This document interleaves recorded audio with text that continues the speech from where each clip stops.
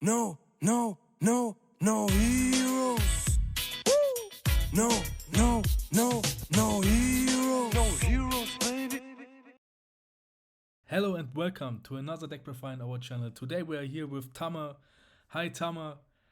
And yeah, Tama was able to manage his deck Katakuri to third place. This is a great achievement. And yeah, Thomas, tell us about your matchups in the Treasure Cup, 1000 player Treasure Cup. Thank you very much. Hi, everybody. Yeah, I was participated in the online regional as well. It was a Big Mom deck. I switched only maybe 2 or 3 cards, but I felt Katakuri is better fit in this matchup, which is heavily favored and ruled by Whitebeard decks. Because if you want to hit those 6k and more and higher stat lines regarding the characters and the leader as well, you need that plus 1000k from the Katakuri ability. And I felt the triggers, maybe they are coming, maybe they are not, but the Big Mom ability is maybe a bit slow for 2 dons, so I switched to Katakuri and yeah, managed to win 9 rounds and only lost one from Antonio, who was the winner of the day. So I only messed up my last round against him. It was a tough battle. Maybe I misplayed a bit, but in the end of the day, I felt the deck performed really well. My first round was against Whitebeard.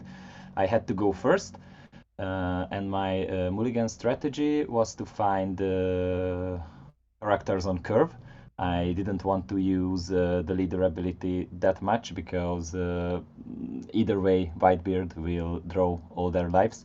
So I wanted to play a Perospero on 3, a 4-cost character on turn 5, and maybe use the leader ability or a searcher if I found any, and then a 7-cost Linlin, and in the 9 Dawn round maybe a Katakuri to put back threat, or put back one of my triggers to live one more round. The plan worked. I could go on curve, and it was my strategies on the second round as well against the Katakuri in a mirror match. In this situation, the decision was made by Tankast Big Mums in late of the round. I had one more than my enemy, so it was the Katakuri's 8 cost and the Tankast Big Mums who really ruling this mirror. In the third round, I get a low player who was very good. I had to go first as well, but I practiced a lot against low decks, so I managed to cheese a win here. It was 2 Thunderbolt triggers was very essential in this win, and it was big luck on my side. And he whiffed 2 searches during his last round, one with the Boni and one with the Nami, and after it his hand was short on counters. He couldn't shambled as well, so it was a very bad round for him, and after it I can clear the board, so it was no way to come back for him. In the fourth round, I played against an ace. It was a very surprising matchup for me. I didn't practice a lot against ace. I thought it's a bit out of meta. This was the first time I went second, but not on my decision. My enemy chose to go first with the ace. It was a bit surprising me. Maybe he didn't know this matchup really well like me, but I would never say yellow deck to go second. So that was maybe the turning point, because I could play on curve with my 4 drops, 8 drops, and 10 drops as well. So no round table on his side. The only Edward Newgate arrived, but it wasn't enough. So it was 4-0 on my side after the 4th round. Then a Katakuri mirror again, same as in the 2nd round. I could go 2nd now, and the more Big Mom is, the more pleasure the winner will be, who draw more from the 10 cast Big Moms. Then, after 5-0, really tough matches looked ahead me. I go 2nd against the low, and it was a very, very, very tight battle. We went to overtime, and it was just seconds away from counting or decks when I could manage to hit one more. So when the time was over, I had more live cards, 1 against 0. So I managed to win this 6th round as well. Then I met Antonio with his Whitebeard, and it was a very tough battle. And when I triggered the Thunderbolt, he knew I should finish him in the next round, so he instantly touched his blocker Fossa to take it off from the table. But I thought I can't finish the round, so I thought it's better for me to take down one of his bigger characters. So I KO'd Rush Luffy. But it was a misplay from my side because he played more blockers. I thought he won't have any defense to defend his characters and I can survive one more round. But when I realized I have to finish, it was too late. I should KO the Fossa. Antonio was right. That's why he is the winner of this tournament. So he instantly felt, what should I do? But I didn't make a good decision. So Antonio won. After it, so in the first 6th round, I played against 2 Katakuris, 7 rounds, 2 Katakuris, 2 Whitebeards, 2 lows, and 1 ace. After it, the decks swept a bit because until this I played against meta decks, but from now I played against counter decks, 1 Doffy and 1 Lucci, which are very good against Whitebeard, but not against Yellow. So I went in both match 2nd and played on curve, and there was no problem with the Doffy and with the Lucci, which leads to the 8-1 last round, Whitebeard again, guy from Barcelona. We played a very, very good match, and now I realized in time when should I switch from defending position to an attacking phase, and I finished him, I guess 1 or 2k counter short his hand was, so it was very tough again, but I managed to win my last match, and I make it better my profile against Whitebeard a bit. So in the end of the day, 3 Whitebeards, 2 with a 1, and against Antonio I lost my only match.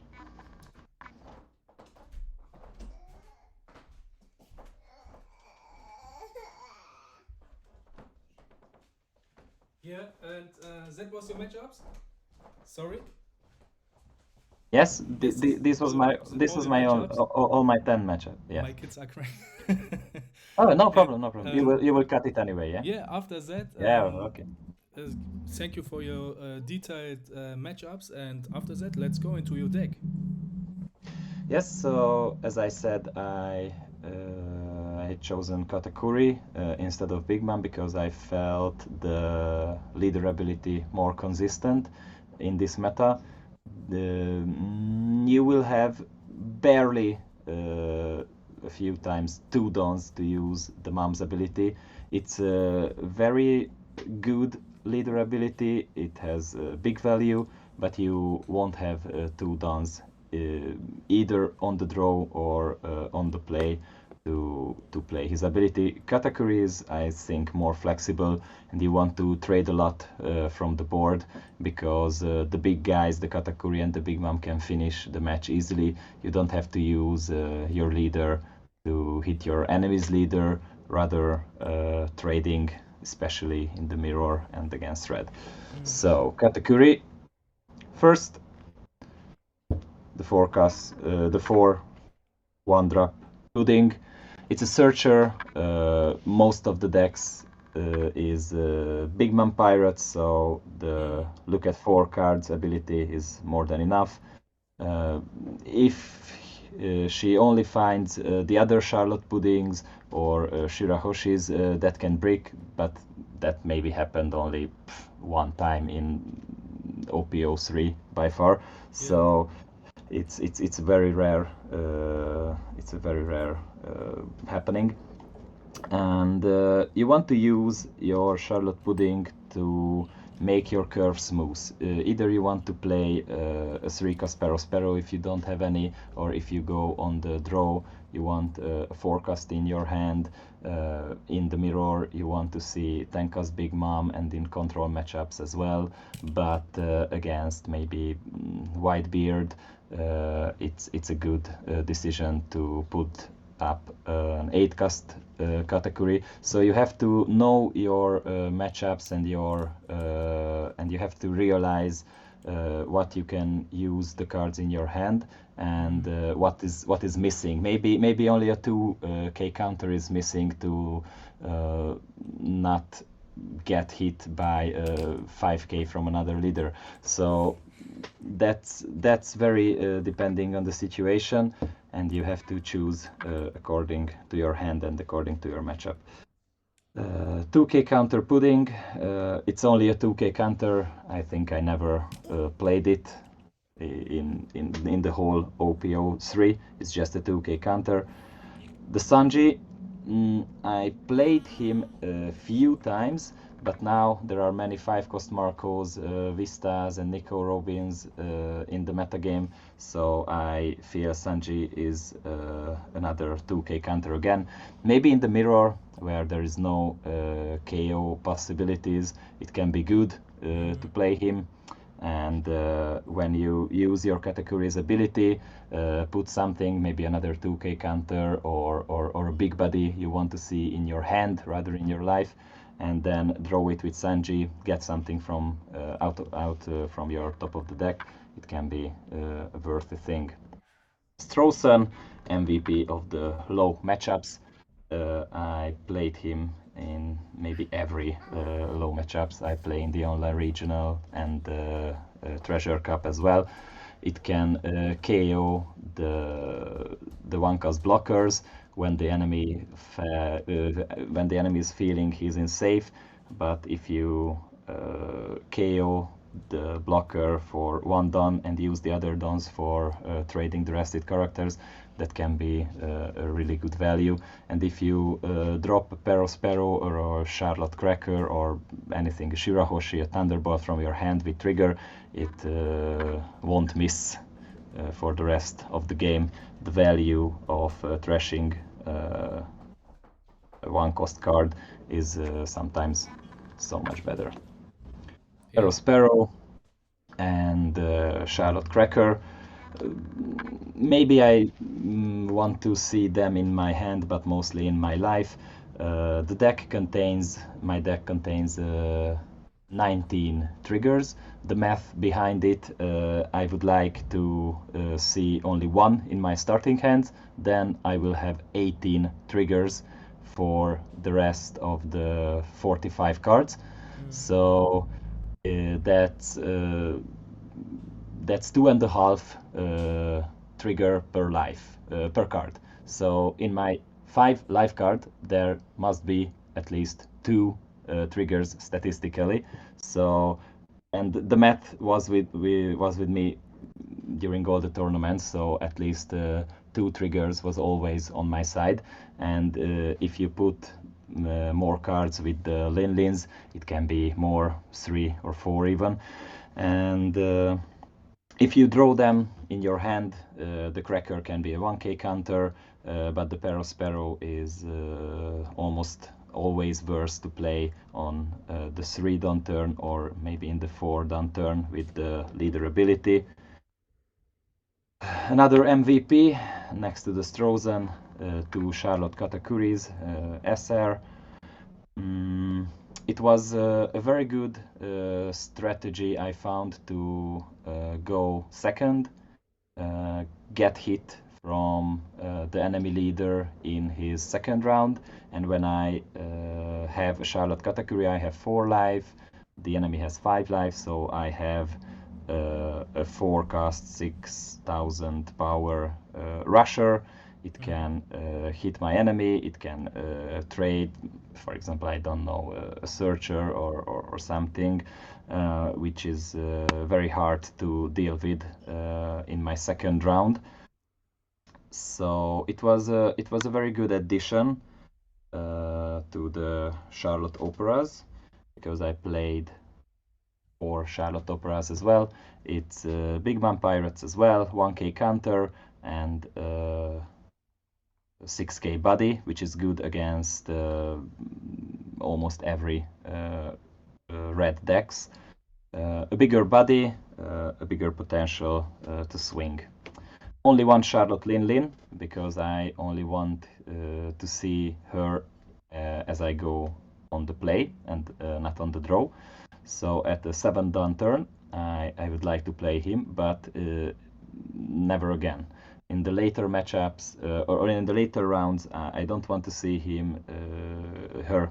She has no counter, and I can't use her as my gameplay went to the late game. The 8-cast Katakuri I found so much better.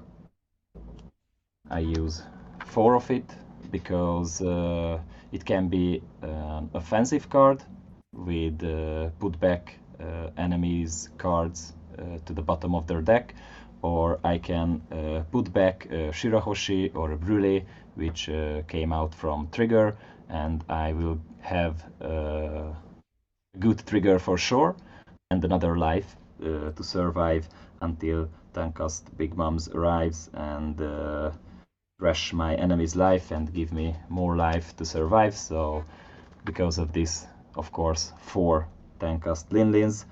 And here comes the triggers I mentioned before, which are good combos with the 8-cast Katakuri, 4 Brûlés, and 4 Shirahoshis. Maybe I never want to play them from my hand, because they are hard to get out value when I play them from my hand. The Charlotte Brûlé, if I play it for 3, it will definitely get a 5-cost Marco, or Nico Robin KO, Vista, or something like that, when the enemy can be prepared for a Brûlé, or maybe just finish me with a Rush Luffy. But if it comes from trigger, it's a good surprise, and helped me maybe 1 or 2 matches when it came out from the last 2 of my life. Last but not least, 3 Thunderbolts. Maybe you want to play with 4, but I only will play 4 at Lin-Lin with the Lin-Lin leader. At Charlotte Katakuri, I don't want to draw too many from Thunderbolts. Maybe if I draw 1, I will play it, but if there's 2 in my hand and no Shirahoshi to trash from my hand, or no Cracker or Sparrow triggers to trash the Thunderbolts, they are just dead cards. Maybe just you can use with the Strozen, but according to my math, 19 triggers were enough if I draw only 1 in my starting hands, and the rest can do the 2 triggers in my 5 life cards ratio. so it was enough for me. Yeah.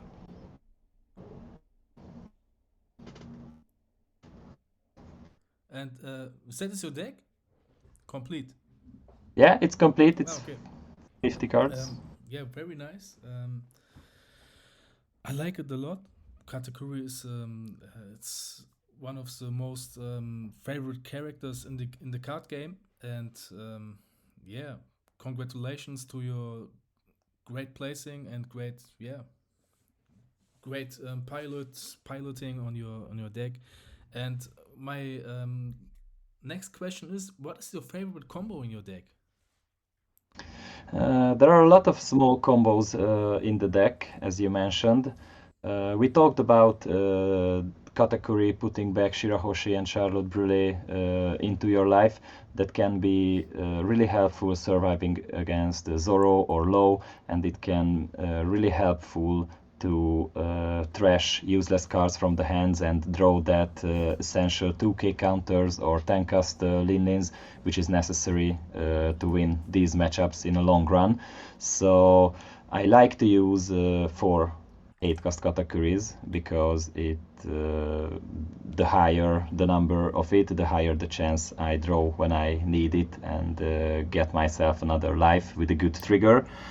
The good combo as well to use Strozen as not just a 2k counter but an offensive card. Maybe in the first round as well, when the low player, for example, just start with a Bonnie, don't rest it and just pass. It can be a good tempo play to use your extra card drawing in the first round to trash for the Strozen and KO the Searcher, not to get any value your opponent out of it. To get hit and play for the activating the forecast categories also can be a good strategy. You don't have to defend your life in the early stage that much, because if you can turn on the Charlotte Katakuri or the Charlotte Crackers ability, it's worth the try and the value that get hit in the first or in the second, third round. So it can be a good combo. Otherwise, not so many good combos in this deck because it's very straightforward. You have to live long enough to chain Tenkas Charlotte Linlins. You can search them with Pudding. You can filter your hands with Shirahoshi and put back Shirahoshi with Katakuri until you find Charlotte Linlins. And when she came out, your opponent trashes a life, you get another life. Maybe it's a trigger, maybe it's not, but maybe it's a 2k counter, but you will draw it. So basically you get one life and draw a card. You will have a 12k body on the board. So it's very the same gameplay in every matchup. You have to live long enough. You can't be on a rush strategy. Maybe you won't be able to finish off your enemy so early that it's worth to try. So I suggest for everybody, just play defensively and play your time. Trust in your triggers and wait for the 10 cast Linlins, because now 9 cost Whitebeards are on their way down, and the restriction allows to only play one of them. Maybe Charlotte Linlin will be the next one, because now he's in the crosshair as well because of her power. She's really powerful. You have to play the most out of her. Yeah, very nice. And this is one of your favorite combos. You, yeah, show us a lot. And after that, I would say you want to give some shoutouts to some friends or to the people. Of course. I want to give the credit for my opponents first during the 10 rounds. Everybody was very nice, and it was a good feeling to participate in this tournament for the Nice. judges and shootout for the organizers as well, because there's always a delay, maybe a lot delay, but they are every time very kind, very patient, and very nice with everybody in Yeah. every situation. And huge shout out to my friends here in Budapest who helped me practice this tournament, and they accepted my ideas. We talked about them. We tried every variation of the deck, every matchup in every single way. There was a guy who tried to help with me, and we played by telephone. So everybody put his best to practice with me. So I guess it's our Wolfpack's community project Yeah. that I made it so far. So huge shout out for all my friends and for the Budapest One Piece community. Yeah, very cool. And yeah, Thomas, at the end, I would say thank you for the deck profile and see you next time. Bye. Bye bye. Thank you for your time.